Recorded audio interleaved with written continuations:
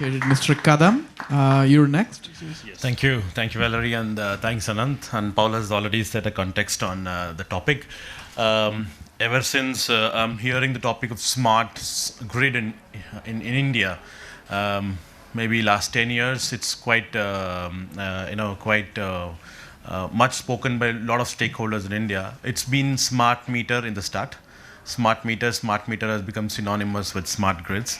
And then the whole topic was how do we manage the topic of AT&C loss, aggregated and technical commercial losses in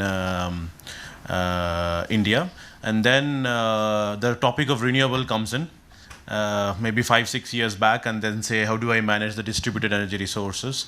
Well, it's a very important topic, and now it's matured towards microgrid, helping the communities get affordable, reliable power. Now, let's underline the word reliability is also a very, very important topic under the smart grid. And transmission sector and generation, the conventional generation has enabled automation and has enabled 24/7 surveillance so that reliability can be maintained.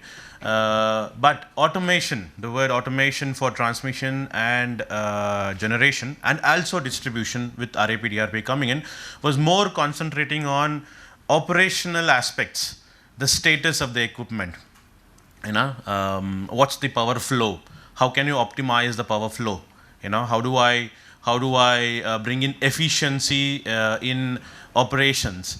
Not much discussed was the topic of reliability itself and the inherent reliability, which is issues which are coming up with the equipment failures. So maintenance or reliability centric maintenance was not a topic from past, but of late people are thinking of TOTEX and just not the main project. So how do I maintain reliability of electrical systems, be it generation, transmission or distribution? And distribution very importantly because it's in a widespread area, you have very less manpower to manage it.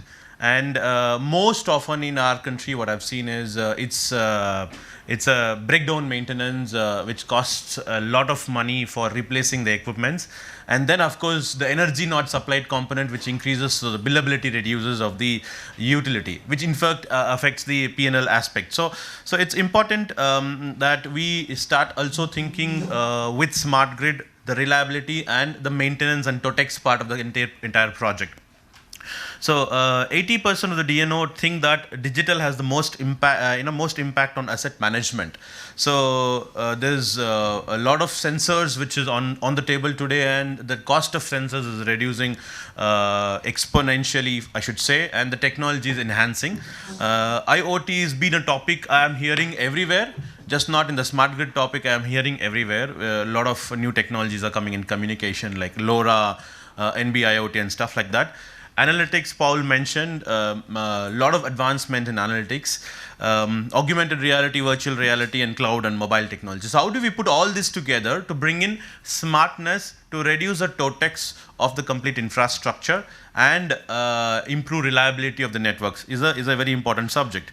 There are very important opportunities what can be addressed. The financial, the supply chain, IT projects, operations and maintenance. In our distribution companies, less in transmission and generation, there are a lot of projects going on for electrical infrastructure, but less do they know what project, what equipment was purchased when, and what's the real health index of each equipment and stuff like that. So I think there has to be standards evolving around this asset management as a topic, and very importantly an important subject which is asset performance management. So there is already a standard which globally people are using, it's ISO 50001, but it is not a topic in India, so probably we should really as thought leaders push this topic. So very quickly on asset performance management, there are different facets to asset management itself. An enterprise asset management like an SAP or a Maximo, asset information management and asset investment planning. My topic is very clearly on asset performance management. So straight on the point, it's important to enable the electricity sector, especially in distribution, to get to the level of what is the health index of each equipment with due regards to the data coming out of sensorization plus the strategy of the utility as to what is important, what is medium term, and what is what is long term, and do immediate interventions. And quickly, I'll just get to a picture. So this is what we see in SCADA. A lot of data coming in. Even there are some health data coming in. So what it lacks is an analytics to get to this level of machine learning, which can find an incipient problem and alert for a quick resolution. So I would really push the smart grid fraternity to also consider asset performance management as an important topic within smart grid arena. We're keeping smart meters and DER integration also important. This is also very, very important. Thank you very much. Thank you so much, Anil. Thank you so much.